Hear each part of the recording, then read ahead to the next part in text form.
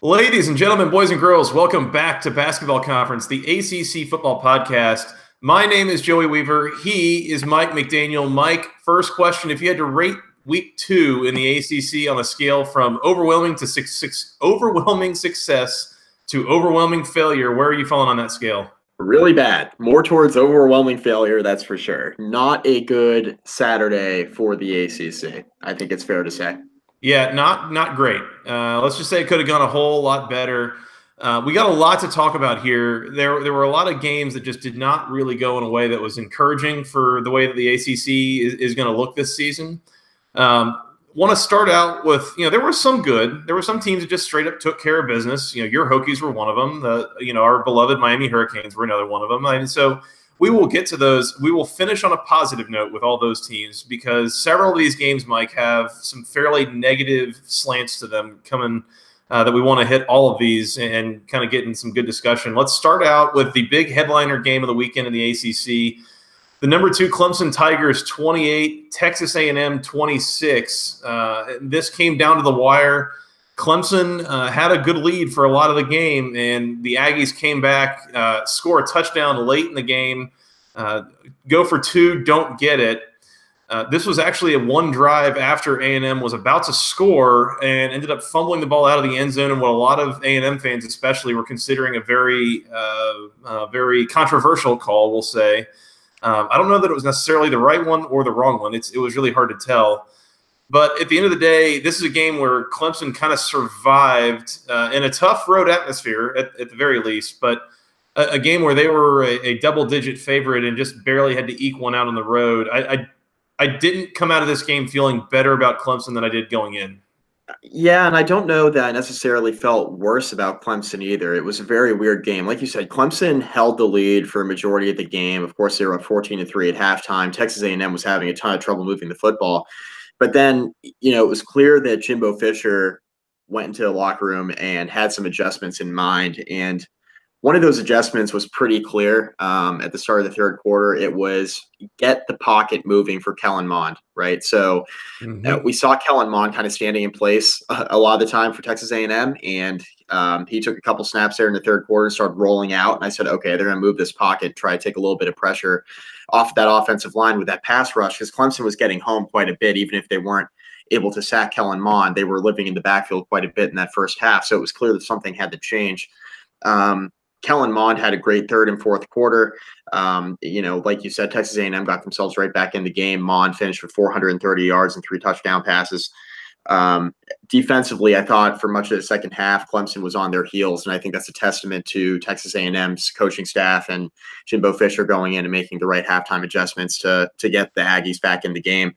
I came away more impressed with Texas A&M than I did maybe feeling weary about Clemson. I mean, I thought Clemson played a really strong game overall and got the job done on the road in a very tough road environment. The one thing I'll say offensively for Clemson is that the offense moved a lot better in this football game when Kelly Bryant was in the game. And if you're a Clemson fan, that's really encouraging news because Trevor Lawrence came in and played well when he was in for the few possessions he was in the first half. But Kelly Bryant and his ability to make plays with his feet, I think, was the difference in the football game for Clemson. The reason why the Tigers were able to get out to that lead and have a successful third quarter offensively was because of Kelly Bryant. Finished with 54 yards rushing and a touchdown. He was 12 of 17 passing, 205 and a touchdown. He did miss some throws, right? There were a couple plays in particular. There was a slant over the middle, I think it was T. Higgins. T. Higgins had 3 catches for like 123 yards in this football game, something like that. He had a huge game with the 3 receptions that he had, but he could have had more because Bryant missed him a couple times over the middle. And that's something that we've continuously talked about with Kelly Bryant. There's a lot of good, but there's a lot of not so good. And, I think Bryant countered the mistakes that he made in the passing game, the overthrows, the underthrows with big time plays with his feet, and ended up being the difference in this football game for Clemson. So overall, good win for Clemson. That's one of the tougher games they're going to play all year. I come away more impressed with Texas A&M and Jimbo Fisher because I think that this thing is already heading in the right direction, and I think the Aggies are a lot further along than I thought they were. I felt like Clemson did struggle on offense a little bit in this game. They really benefited in a couple times from a couple of huge plays off of missed tackles, blown assignments, that kind of thing from Texas A&M, and they benefited from a couple of short fields. And I guess I wonder how much that's replicable. I mean, they got outgained in this game pretty significantly. It was outgained by about 85 yards. Again, Kellen Mond going for 430 yards and 3 touchdowns through the air. I was a little bit disappointed from Clemson's defense. But at the same time, what you mentioned, I mean, it's week 2, and we're still lacking some context. And maybe it is that A&M is a lot better earlier than I thought that they were going to be. I was impressed with the defense here from A&M in particular, and that's kind of what I expected. But maybe more than that, I was impressed with their offense. They kept moving the ball, especially in the second half. Man, they started leaning on the arm of Kellen Mond, and they were moving the ball down the field consistently. And it was really only they were really only being stopped by themselves in a lot of cases. It felt like so. Yeah, this game was very close, very tight. Was hoping for a bit more of a comfortable Clemson win, but coming away 28-26 in a very hostile road environment. Good on Clemson to get it done, and that's more than several teams could say in out-of-conference games this weekend. And at the end of the year too, people are just going to look at it and say, "Okay, Clemson got it done on the road," and people are going to forget how it happened, right? So, good win, right? Good win. Sure. They survived. Sure. And just by the way, Mike, my pick of the week was Clemson A&M under 54.5. Praise be the hook. Praise be the hook. Oh, yeah. Yeah, this game finishes at 54 points. My actual bet on it ends up pushing, but at the time that we were going through picks of the week, we had 54.5, and I got that one right. So we were in the win column, baby. Dub. Yes, sir. Clemson 28, A&M 26. Moving on, Mike. And Penn State 51, Pittsburgh 6. Not pretty. This game was actually yeah, not really what you were going for there, Pittsburgh. This game was actually really close in the first half. It was, I believe, 14-6 at halftime. Very hard-fought game. Pitt scores on their second drive, 10 plays, 75 yards, touchdown. And after that, Mike, so they miss they go for 2 and they miss it there. And from there, I want you to listen to this drive chart for Pitt. Interception, missed field goal, turnover on downs, fumble, end of half, punt, safety, punt return for a touchdown, punt, fumble, turnover on downs, end of game. Whew. What? Ooh, not good. Not good at all. This is a game where, first of all, before we go any further, I should mention this is a heavily weather-impacted game. I mean, this was a sloppy, messy game. It was pouring down rain the entire time. I was about to join you in betting the over in this game, and I'd seen the number plummeting, and I went and checked the weather and saw it was like a 100% chance of rain for 6 straight hours. And by the way, playing at Heinz Field there in Pittsburgh, which does not handle water very well. This was a sloppy, messy game, but Pittsburgh, they struggled a little bit to consistently run the ball and finish drives in any way, shape, or form. They had one big run there earlier in the game, and then other than that, it was really a struggle for them altogether. Really, it was a calamity of errors in the second half that allowed Penn State to really pull away and put this one away in a big way.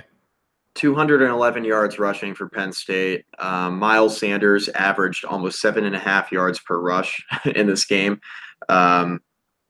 It was not good for Pittsburgh. I'm officially off of the Pittsburgh offense rolling with Kenny Pickett. Now, like you said, the weather did impact things. But with that being said, they lost by 45 at home to Penn State in a game that was pretty close at halftime. It was 14-6, but you proceeded to give up 37 points in the second half, and Penn State almost hit the over by themselves. So I will give a quick shout out to Pittsburgh, though, for those 6 points, because with that, I hit the over. So thank you for that.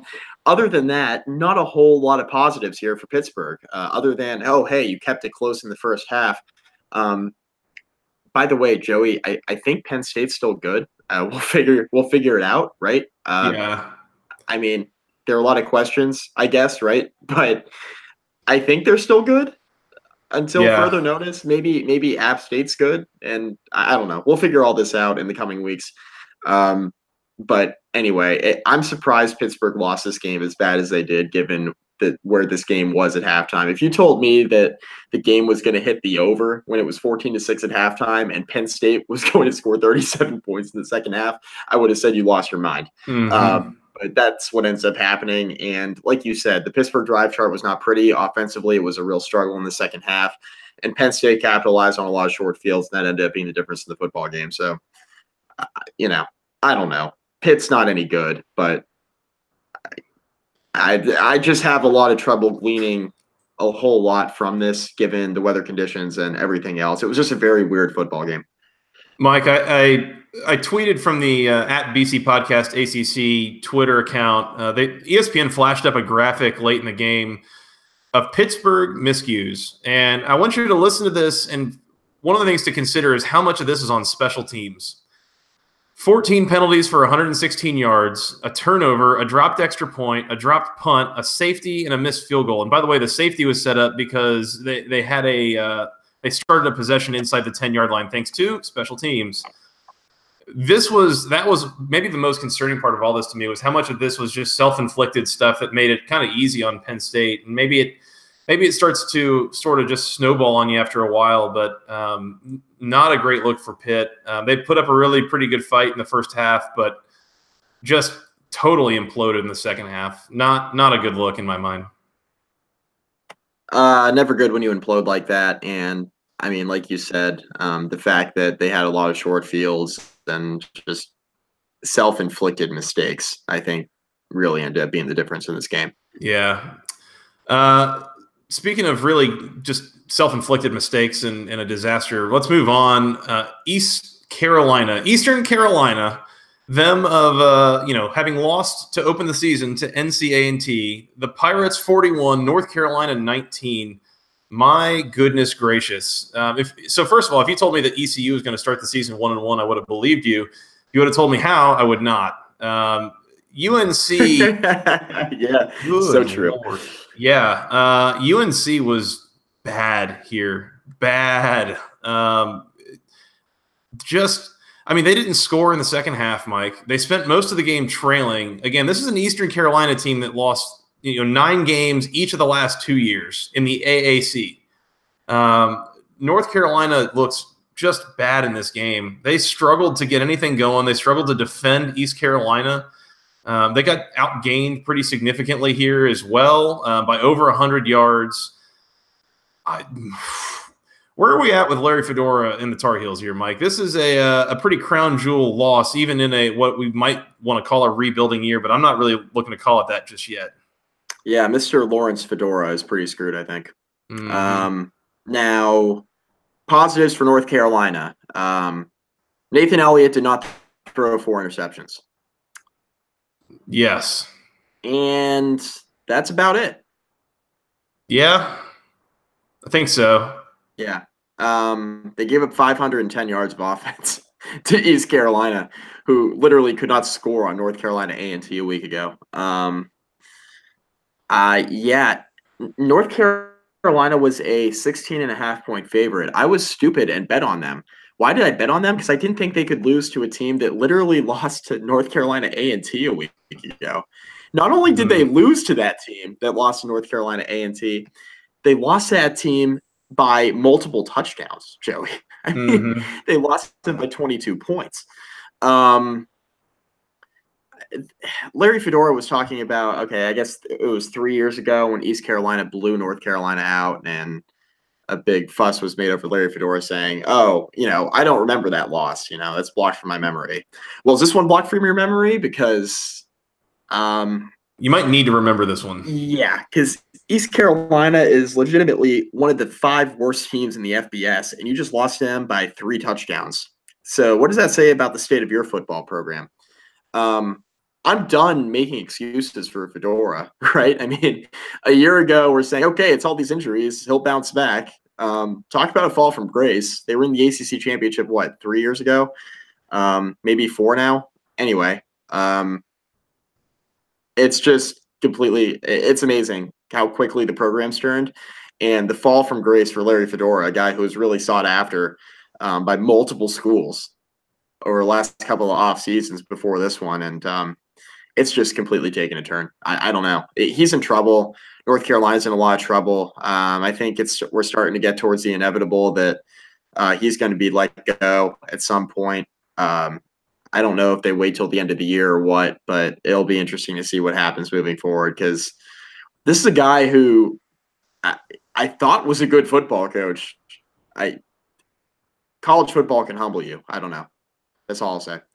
I'm just over here kind of laughing at the thought that if 2 years ago you had told me that Larry Fedora was going to be fired for cause, I would have thought it would be a lot of things and not losing to crappy AAC teams by multiple scores. This is just a disaster. Our friend Andrew Parker, by the way, he sent us a couple of questions, and one of them is, there's no way this season's going to be held against Fedora, right? He's too good for jokes to lose. Now, I think what he's saying is that we need Larry Fedora for laughingstock material in the ACC. And if that's the case, I have bad news for you, Andrew, is that I think, as our other friend Josh Parcell wrote an article recently, he labeled Larry Fedora as a dead man walking. And I think I'm on that bus. I don't think this is going to last much longer with North Carolina. Get your jokes in now. And what I mean by that is get your jokes in now because Fedora is going to be let go sooner rather than later. Not get your jokes in now because he's going to have this miraculous comeback and bring the program back. I think that ship, I mean, I'll be happy to admit I'm wrong, right? If that ends up happening, but I think that ship sailed, Joey. I think it's pretty safe to say at this point. Yeah. The last thing I'll say on this, last year was a definite rebuilding year for North Carolina. They lost a bunch of guys from the year before, and then they had a whole bunch of injuries that compounded the whole thing. So you get a little bit of a pass on that. But all the experience that those guys got last year, they come back this year, and now they're still just getting blown out by East Carolina. I mean, this isn't a rebuild anymore. This is maybe a bit of what the current state of North Carolina football is. And by the way, next Saturday, you know who's coming to town? The reigning national champs, Mike. Weather permitting, right? Yeah, that's it. If this is the second straight year that an ACC team doesn't get to play UCF because of a hurricane coming through, it's probably just not meant to be. But it's also probably the second straight year that that ACC team would have gotten beat. So it's maybe for the better. And personally, I'd like them to play in the hurricane. That way North Carolina's fan base can make all sorts of excuses again, like they did a couple years ago. Oh, yeah, absolutely. All right. East Carolina 41, North Carolina 19. And Mike, speaking of ACC teams losing to directional Florida teams. Get your drink. That's right. The South Florida Bulls 49, Georgia Tech 38. Man, Mike, this was painful and frustrating. Right out the gate, Georgia Tech gives up 2 kickoff returns for a touchdown in the first quarter. It's, like if it happens once, all right, good return. We messed up. We'll figure it out. All right.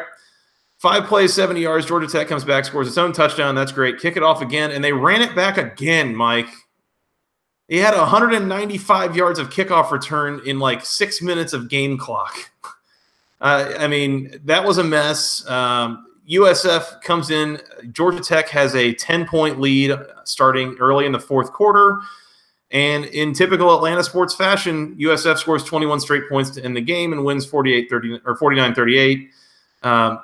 Georgia Tech's defense was not super sharp in this game, especially in the second half. I mean, we talked about how USF has a lot of talent and it can be really good, but my biggest issue, USF's lead rusher was their quarterback, Blake Barnett, and there was never any adjustment that was made to try to prevent him from running the ball. I mean, he kept getting, he'd try to go for a read option play.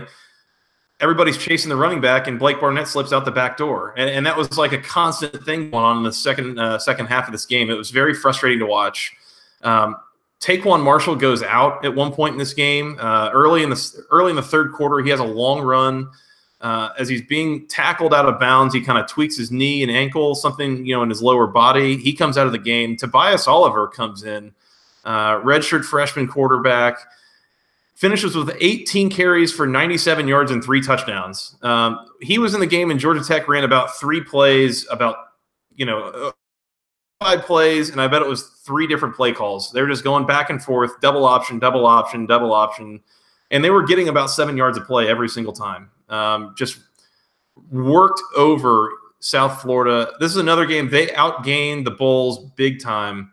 Well over 100 yards of gain here. Now, part of it is that South Florida can only gain so many yards when they're running back kickoffs for a touchdown. But this was a very frustrating loss, and there was a lot of frustration and outrage from Georgia Tech fans on social media throughout the day and afterwards.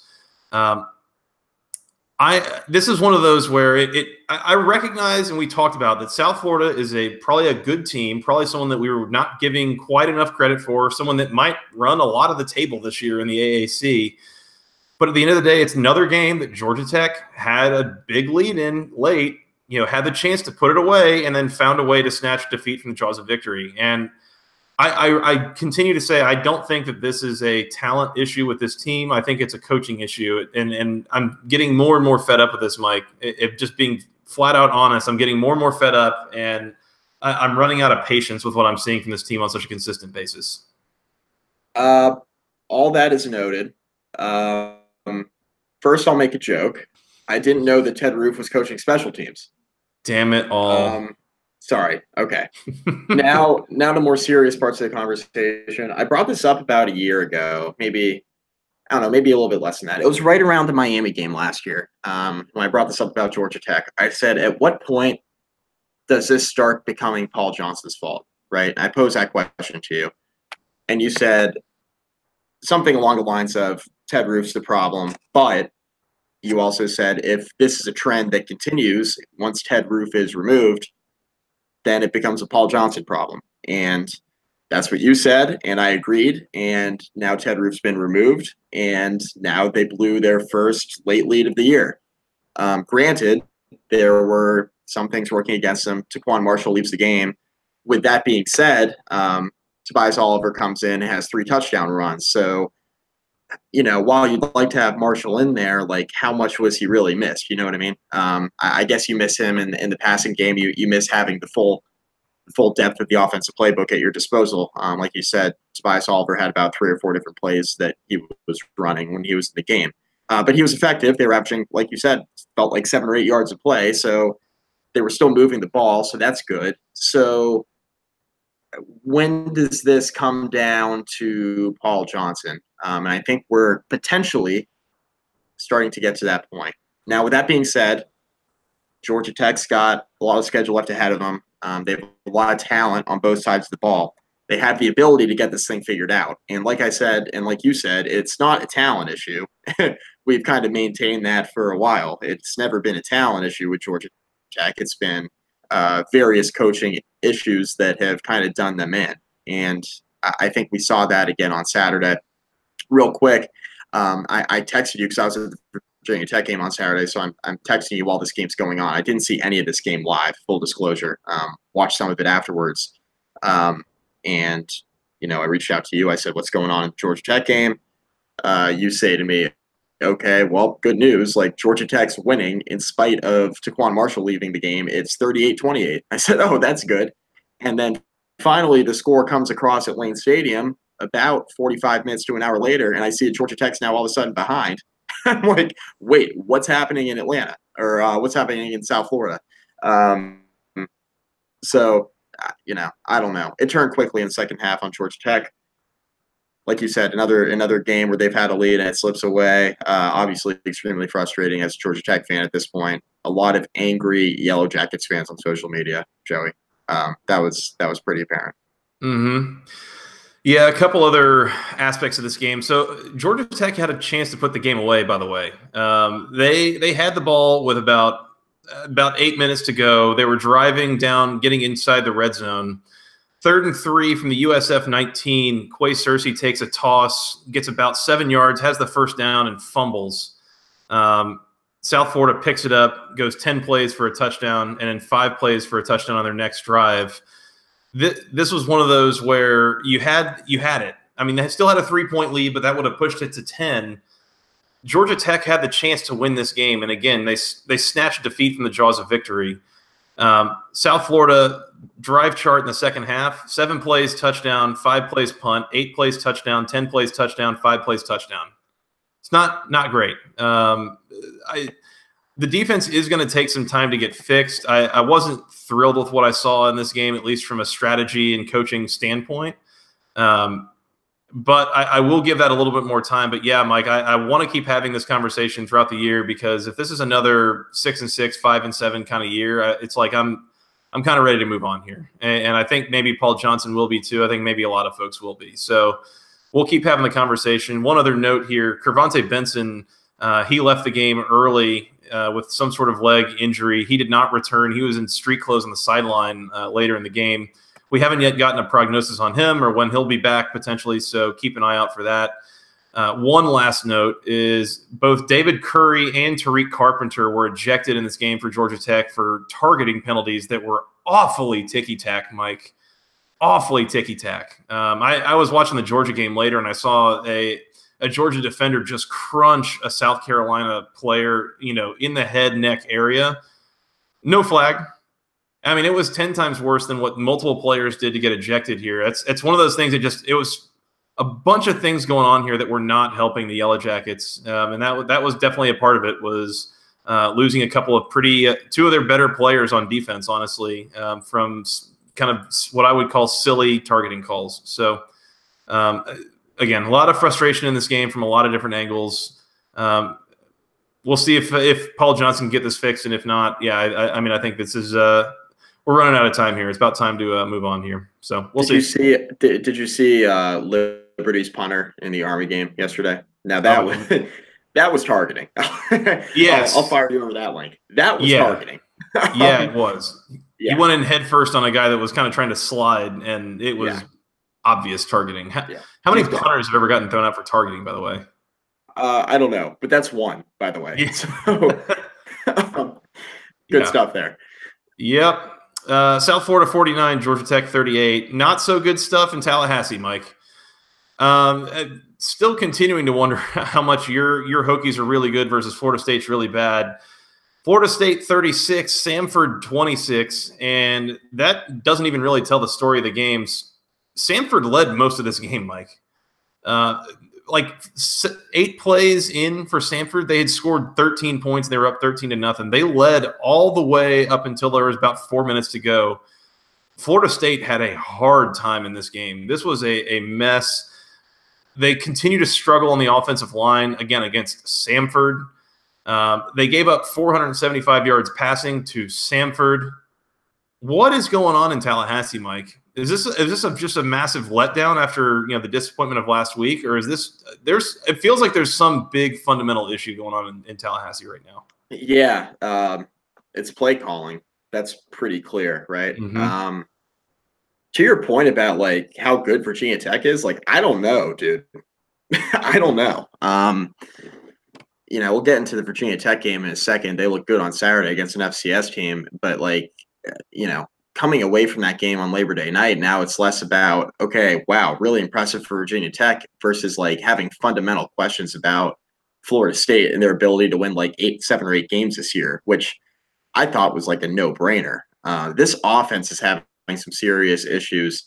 Thankfully, Virginia Tech won by 3 touchdowns, not having their best stuff offensively, because now looking how Florida State responded against Samford, it wasn't good. And I have questions about Willie Taggart right now and the offense, right? The play calling hasn't gotten any better. There were questions about DeAndre Francois. I thought he played okay. I did watch a good bit of this football game. There was a lot of criticism about Francois.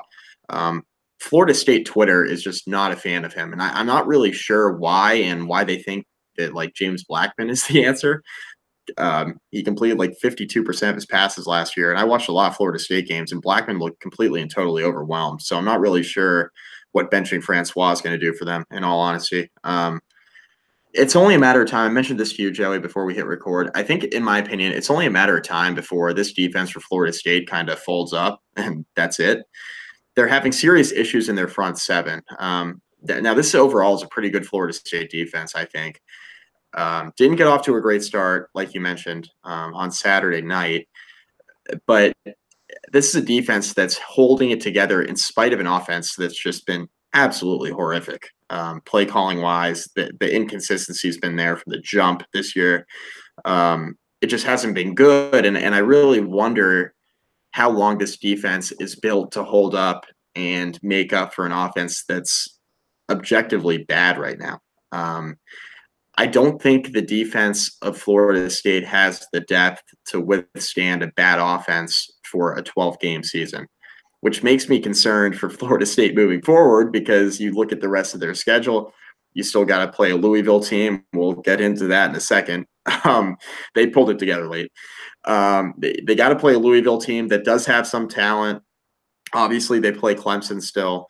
Like, they got Miami. Like, there are some games left on Florida State's schedule that seem like they should be relatively winnable, including the one next week against Syracuse, that all of a sudden don't look so winnable because the offense is struggling like it is. So I don't know. I think that they need to decide what they're going to do with the tempo of the offense. They're trying to – it's clear that the players are struggling to figure out when to speed it up, when to slow it down offensively, which in my opinion is on coaching. And I think some of it will be fixed as the players get more comfortable with the new scheme. But I think DeAndre Francois has to get a little bit more comfortable in the pocket. I think that's clear. He's struggling with that read option specifically. He struggled with it in the Virginia Tech game. He struggled with it a little bit in this game. Only had 5 carries for 15 yards. He has to become more of a threat as a runner at the quarterback position, because that's going to be a big part of the Florida State offense moving forward. Passing the ball overall, he was fine. 320 yards, 3 touchdowns. He was 31 of 46 through the air. So obviously he's got the arm talent to make all the throws, but he needs to become more of a threat running the football, because right now that's a dimension that's missing from the Florida State offense, because Willie Taggart loves to run those read options with the quarterback. So, yeah, Florida State's got a lot of things to figure out. I fell asleep in the beginning of the fourth quarter, and I woke up with like 4 minutes to go, and Florida State was still trailing. So that was a surprise. Obviously, the score is not indicative of how this game went, like you mentioned. Seminoles trailed almost the entire way and pulled it out late, but a lot of questions in Tallahassee, and they have to pull it together real quick, because they're facing a Syracuse team who, look, if they're going to give up like 400 yards passing to Samford, like Eric Dungey's coming to town, and he's one of the most talented quarterbacks in the conference. So they got to figure something out this week. Oh, I'm going to make it one thing worse on you, Mike. They're going to the Carrier Dome for that game. Yeah, and that has not treated ACC teams well. The Noles are traveling to the Carrier Dome. I think they're going to be like a 2 or 3 point favorite. So have fun with that, Florida State. I think you said it all, Mike. I mean, they're struggling on offense, especially with play calling, just getting in a rhythm, anything. They cannot get it going right now. The thing that I will say is that I am generally not like a quick on the trigger kind of person. 2 or 3 games in, all right, it's gonna take a little bit to gel. We'll be patient, not really worry about it too bad. But the thing is, though, I mean, you need to see some sort of progress throughout this year. It is hard to sit here and say that they could or should fire a coach year one.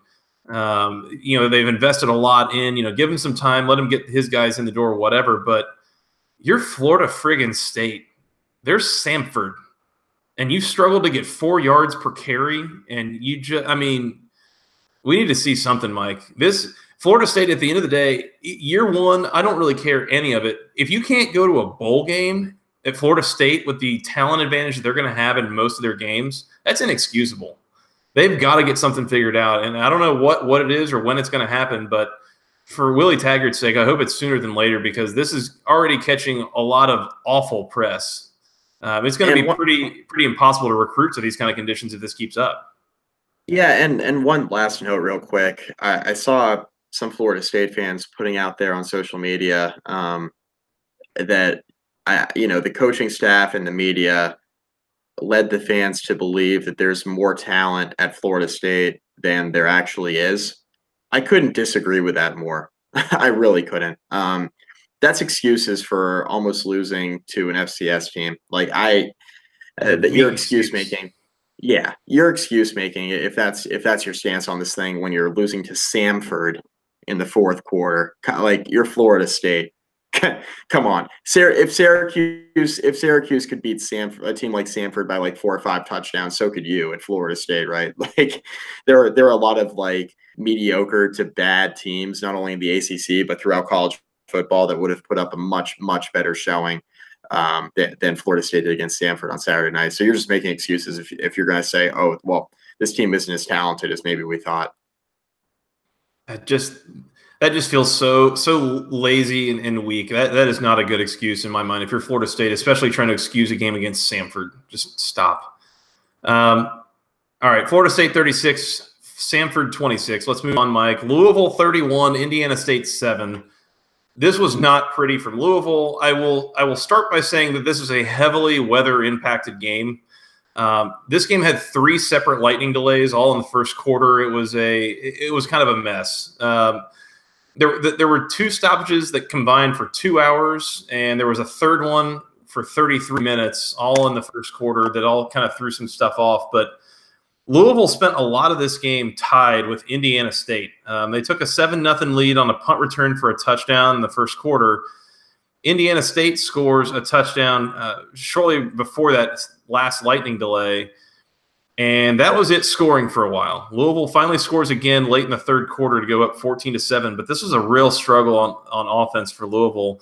Juwan Pass, not very good in this game, 8 of 14 for 89 yards and a pick. He ended up getting benched, Mike. He got benched for Malik Cunningham against Indiana State. Not a great look at all here. One of these games where you really would have hoped that they would be able to put it together, but it took benching their starting quarterback, Puma Pass, to even get an offensive touchdown on the board. Not ideal weather conditions. I mean, it was overall a pretty ugly, gloomy night for the Cardinals, but you can't do any better than that. And this is really discouraging. Yeah, this is discouraging. And rest in peace to the narrative of Juwan Pass being a good to great passer.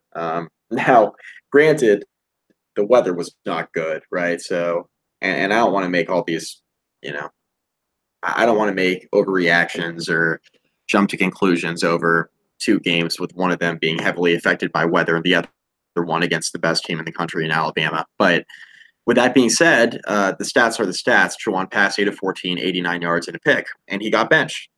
Malik Cunningham, 6 of 7, 75 yards, touchdown. Had 54 yards on the ground and a touchdown as well. Positives for Louisville. The defense looked good.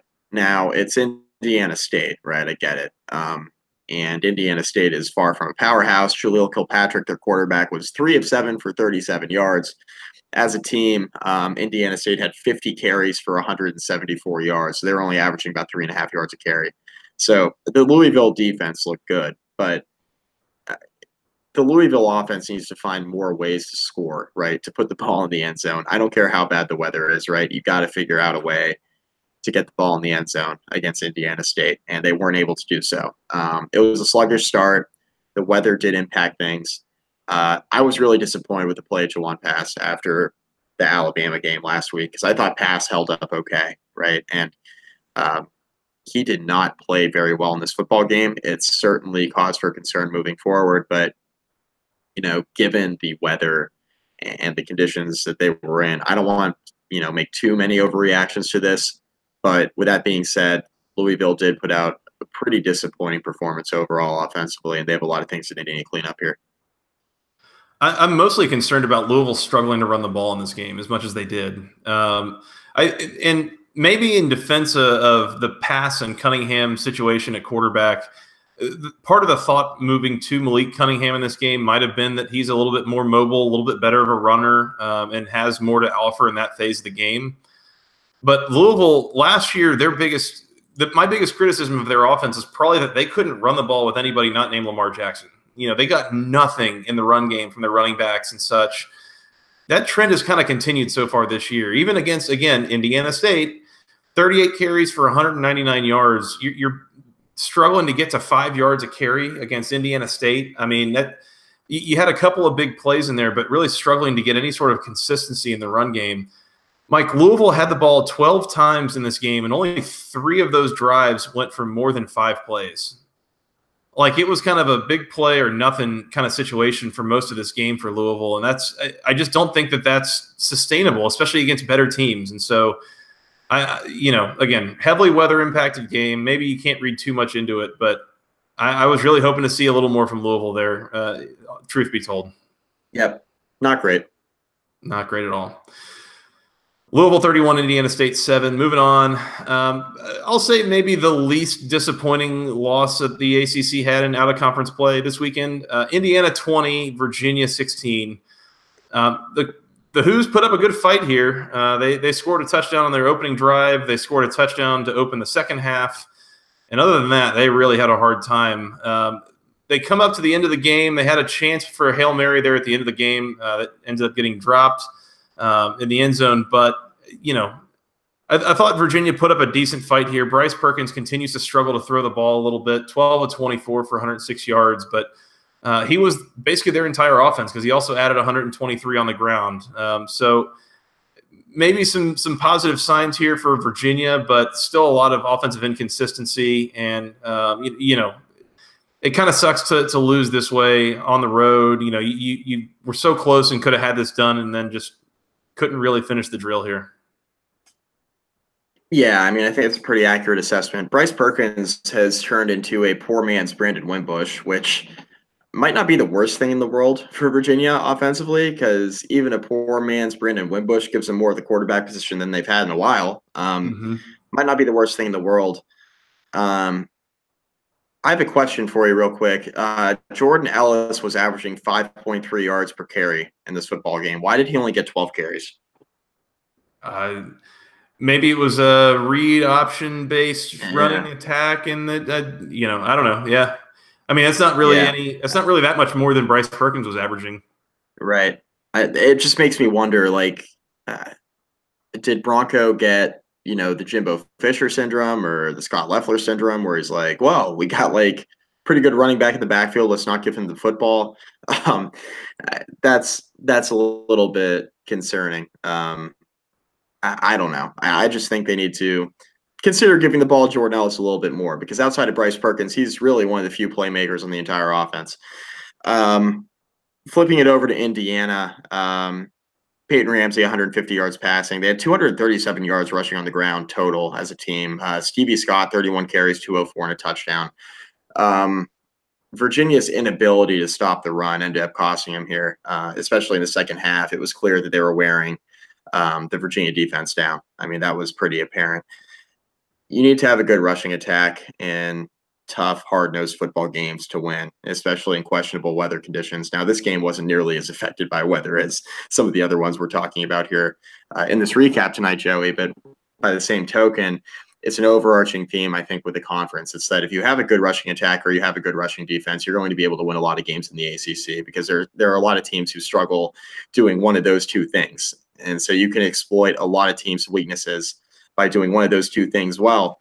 It's just a matter of finding a way to do both of those things well. And I think Virginia's rushing defense couldn't get the job done. Their rushing offense was okay, but it could have been better. And I think if you give the ball to Jordan Ellis a few more times, maybe you win this football game. So, hey, Virginia covered.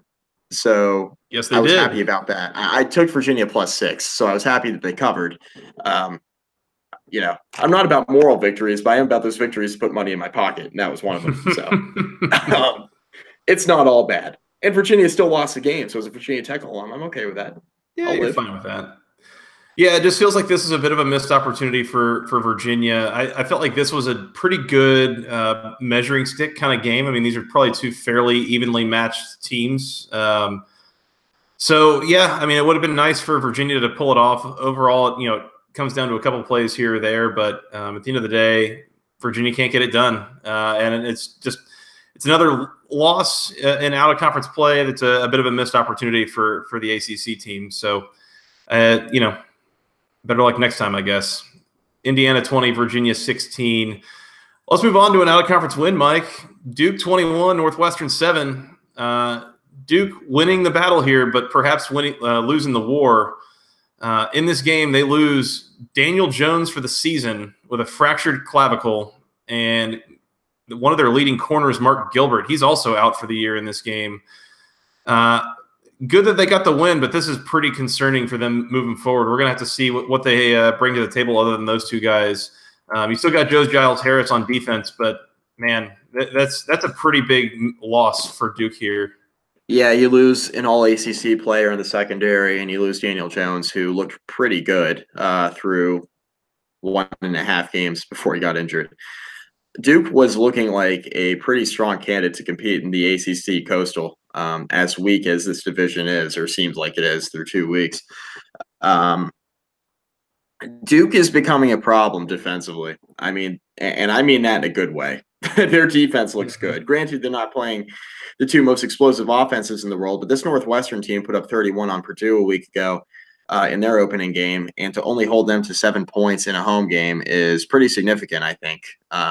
So good for that Duke defense. Yeah, losing Mark Gilbert's no good. Losing Daniel Jones is worse. I don't know how you bounce back from that if you're Duke.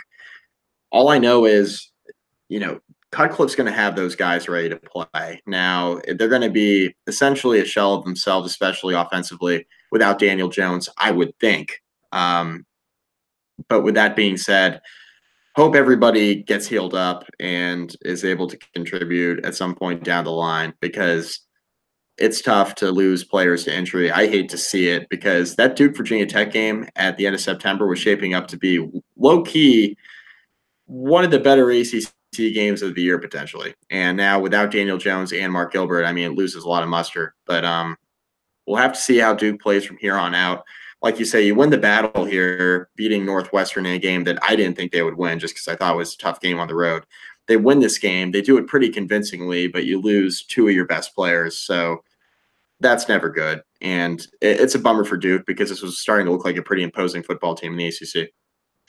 Mark Gilbert had 6 interceptions for Duke last year, by the way. So if you're wondering what kind of impact the Blue Devils defense might be losing here, this is a potential huge missed opportunity for Duke in terms of, they were starting to, low key become a problem in the ACC Coastal, and that's a pretty steep mountain to climb now with your backup quarterback and missing one of your top defenders. I wouldn't put it past David Cutcliffe to get it done, but it's going to be a bit of an uphill climb here. Yep. Duke 21, Northwestern 7. Let's move on, Mike, and we've got several other games here, and we're going to end on a positive note. There were good things that happened in the ACC this weekend, so let's get to those. First off, NC State 41, Georgia State 7. The Wolfpack covered 24.5, and really just generally looked really good. They gave up a touchdown on the opening drive to Georgia State, and after that it was all Wolfpack. Ryan Finley finishes 31 of 38 for 370, 2 touchdowns and 1 pick. But, man, this NC State offense was really rolling for most of the day, Mike. They were a little bit of a slow start, like you mentioned, but after the first quarter, I mean, they really got things rolling. They were only 10-7 after 1. Like you mentioned, they give up that early touchdown, but yeah, Finley looked great. When you go 31 of 38 passing, like, we're nitpicking, right? He goes for 370 and 2 touchdowns, like you mentioned. Kelvin Harmon, 129 yards receiving on 8 catches in this game as well. So, like I said last week, we were going to learn a lot more about NC State after the first game than we would after the second, just because I think James Madison's more talented than Georgia State is, even though James Madison's an FCS school. That manifests itself on Saturday, and NC State was able to get the job done against a team that, they should take care of. So they handled them. They look good. And NC State's 2-0, setting up for a pretty big game this weekend against West Virginia, which could get interesting, especially if the weather impacts that West Virginia offense that loves to spread it around and throw. This could be a really ugly, low-scoring game potentially here coming up this weekend. For sure. Keep an eye out for that. NC State 41, Georgia State 7. Let's go quickly, Mike. We got 5 FCS games on the docket. First off, your number 12, Virginia Tech Hokies 62, William & Mary 17. Hokies really good on the ground here with 7 rushing touchdowns in this game. 7 rushing touchdowns. The Hokies fumbled actually on their first drive. They were going in to score and they fumbled. They got the ball back 2 plays later as William & Mary fumbled on their own accord. And then from there on out, Virginia Tech didn't give up an inch, really. It was 17-0 after 1. It was 38-7 at the break. 7 rushing touchdowns. Josh Jackson was actually removed from the game in the second quarter because it was such a blowout. Ryan Willis came in, got some reps at quarterback in the second quarter. So that gives you an idea of how quickly this game moved. Josh Jackson and the first-team offense actually came back in briefly in the third quarter to get some work. But it was get the backups in, get some guys some reps. It was that sort of game. Really convincing game for the Hokies, it was nice that they didn't come out flat after a big win in Tallahassee on Monday night. It was nice that they came out, and outside of that early fumble, they really dominated this game start to finish. There was no signs of them coming out flat against William and Mary, like I truthfully expected them to. But ultimately, got the job done start to finish, no problem there. Hokies 62-17 winners. Moving on, number 22, Miami 77, Savannah State nothing. And Mike, most importantly here, Malik Rozier 8 of 12 for 131 and 2 touchdowns. But N'Kosi Perry 9 of 14 for 93 and 3 touchdowns. We got a quarterback controversy here? Apparently not, because Rick said that Rozier's still the guy. So, okay, Mark Richt. I like that he had to clarify that after the Savannah State game. Yeah, I know. Yeah, easy win for Miami here. I'm impressed. I didn't think that they were going to just totally, just absolutely murder Savannah State, we'll just say. I was taking Savannah State in the points with 54.5, but Miami just kept rolling. So good on the Canes to do that. Let's move on. Boston College 62, Holy Cross 14, and Mike, the D train stops for no man. Correct.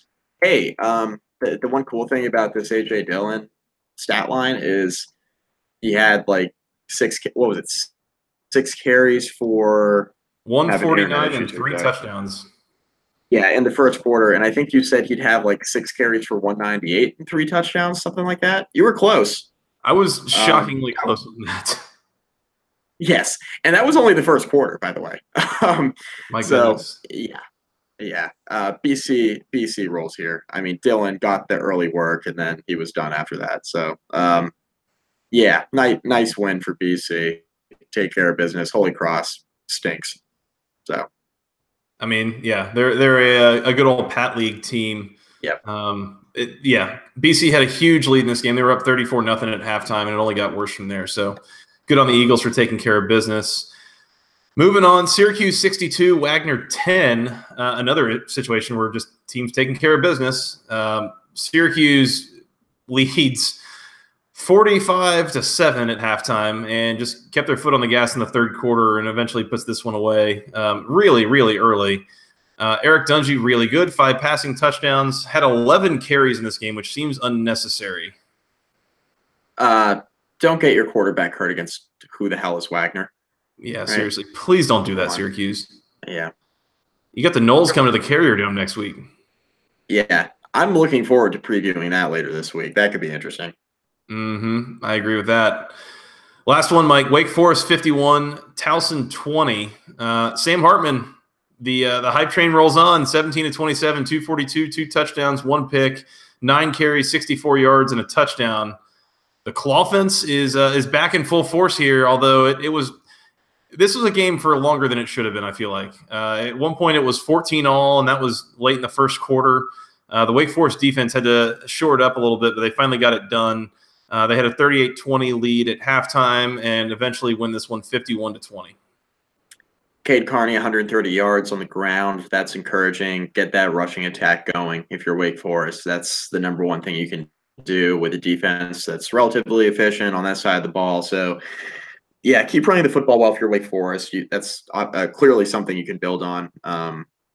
Was a game longer than it should have been. Another one of those games that I didn't see any of live. Saw some highlights, didn't watch this in full, but it was clear after the first quarter Wake Forest emerged as the better team and took care of business to do what they were supposed to do. The really encouraging thing about this game for Wake Forest too, Sam Hartman throwing that interception, bouncing back and still playing well. He kind of folded up against Tulane when he threw that first interception last week, and he threw another one. So for him to throw that pick and then all of a sudden just continue to play well, that's encouraging for Wake Forest moving forward. So, the Clawfence keeps rolling on. They're well coached. They're a team to watch in the Atlantic. Not that they'll win the thing or anything like that, but they're a rebuilding team that's not getting a whole lot of love, and I think they're still pretty good. So keep an eye on them.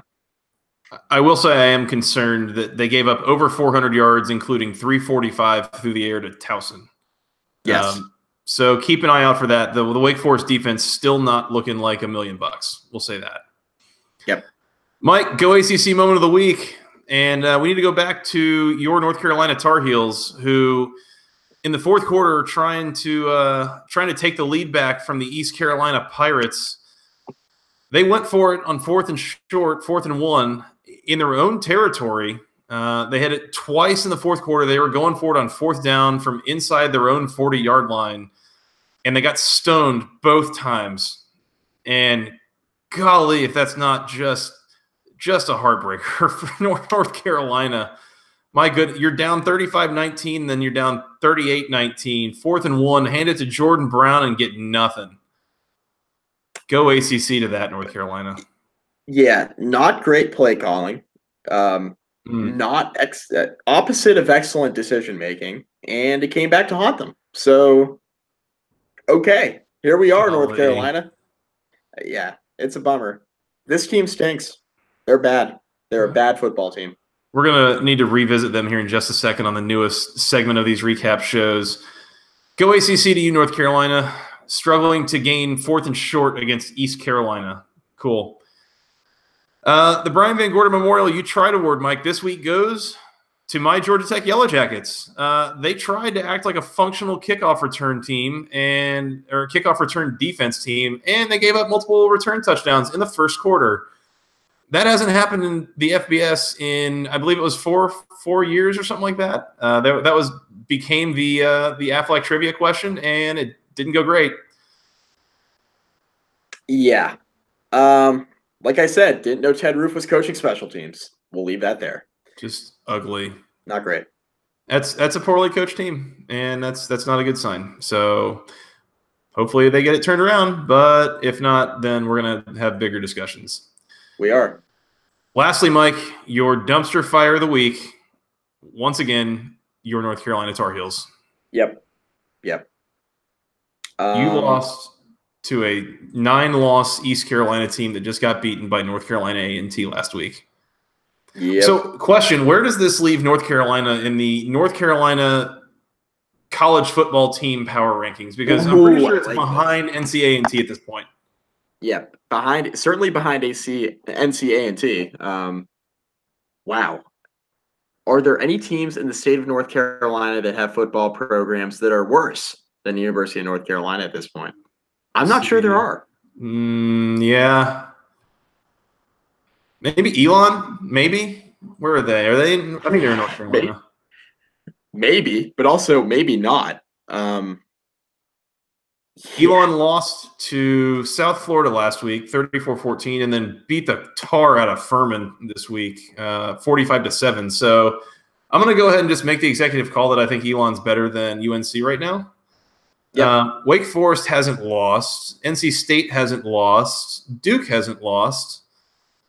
I'm pretty sure North Carolina is objectively the worst college football team in North Carolina right now, and I will not hear arguments otherwise. And they're also objectively one of the worst football teams outside of North Carolina as well. Like nationally, they're one of the worst teams. Yeah. Again, very surprised that it's gone this poorly. I thought they'd bounce back a little bit.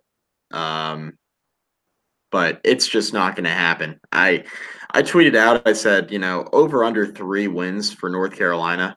Or over under 2.5. I said hard under. Like, anybody want to make a bet that North Carolina gets to 3 wins this year? I mean, I don't. Especially after these first 2 performances. Again, don't want to overreact, but you just lost to an East Carolina team that lost to NCAA, right? And not only did you lose to them, but you lost to them by 3 touchdowns. East Carolina is going to Blacksburg on Saturday, another game that I'll be at. To give you an idea, East Carolina is a 29.5-point underdog going to Blacksburg, which you can only imagine what kind of underdog UNC will be, even though they get the Hokies at home later in the season. Look, they're going to be hard-pressed to find any games this year that they're favored in from here on out. It's going to be a struggle. So dumpster fire of the week, maybe dumpster fire of the month or the year. It's going to be an ongoing saga here for North Carolina. By the way, Bill Conley put out his updated S&P Plus rankings earlier today. North Carolina, 96th. That is worst in the ACC. Yeah. That might be a little generous because, man, they have really, really crapped the bed here. So enjoy that, North Carolina fans. Mike, anything else on this recap this week? What overall takeaways from this week in the ACC? Yeah, I mean, overall takeaways, I think it was a pretty bad week for the conference. But with that being said, you have a lot of teams that are still emerging undefeated or with a winning record. They just looked kind of poor doing it, with the exception of, Pitt getting blown out, Georgia Tech losing, and what was a poor second half. And outside of that, it was really just, and North Carolina, of course, losing to East Carolina. Outside of that, you have teams that just kind of looked bad or didn't look great winning. You have Clemson going to a tough road environment in a game that they essentially had in hand, not getting the job done. But then you have Florida State trailing the entire way to Sanford, essentially. Louisville looking bad against Indiana State. Virginia losing a game against Indiana that I thought they had a good chance to win. So there are a number of games on here that the ACC could have performed a lot better, even in a winning effort. So we'll just see if they bounce back from week 3. We're still learning a lot about these teams early in the year, so don't want to paint things with a broad brush. But with that being said, it was a tough weekend for the conference. Week 3 does feature some really interesting out-of-conference matchups, as well as a couple of pretty interesting conference matchups. We start Thursday with Boston College and Wake Forest. Saturday, Florida State and Syracuse, Georgia Tech and Pittsburgh. Not to mention UCF in North Carolina, Miami at Toledo. Yeah, they're in Toledo, Ohio for that game. West Virginia and NC State, Duke and Baylor.